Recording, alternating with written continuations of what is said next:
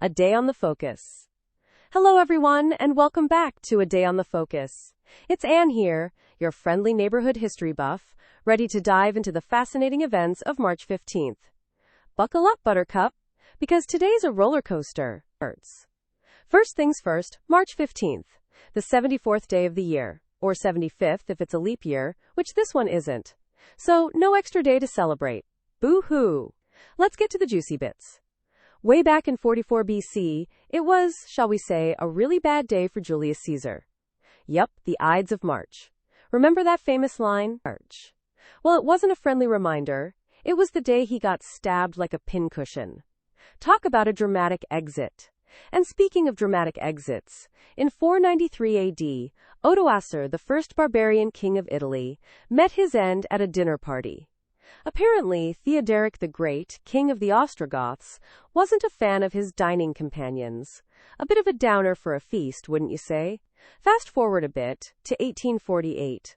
Hungary was having its own revolutionary moment, giving the Habsburg rulers a major headache.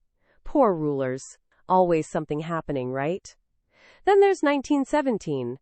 Tsar Nicholas II of Russia decided he'd had enough of being Tsar. He abdicated, ending the Romanov dynasty's 304-year reign. That's a long time in power, folks. Imagine the office gossip. And finally, skipping through the decades, we reach 2019. It was a really sad day, the Christchurch mosque shootings. 51 innocent lives were lost. Let's not forget the victims. But it wasn't all doom and gloom. March 15th also saw some noteworthy births. Andrew Jackson, the 7th President of the United States, was born on this day in 1767. And who could forget John Snow, the English physician and epidemiologist who famously tracked down the source of a cholera outbreak in London? A true hero of public health. Now for our little creative spin-off story of the day. Imagine Julius Caesar, still reeling from his assassination, finding himself transported to a present-day political rally. Confused and utterly bewildered, he's bombarded with slogans and social media mentions.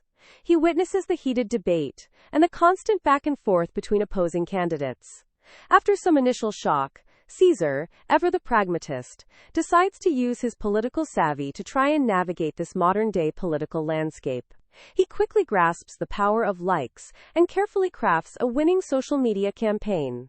He even manages to start a viral trend, Caesar for President 2025. The irony is not lost on him as he runs a campaign based on peace and unity, a concept so far removed from the violent events that marked his passing on the Ides of March. And that, my friends, is your dose of history for today. Tune in tomorrow for another exciting journey through time on A Day on the Focus. Until then, keep learning.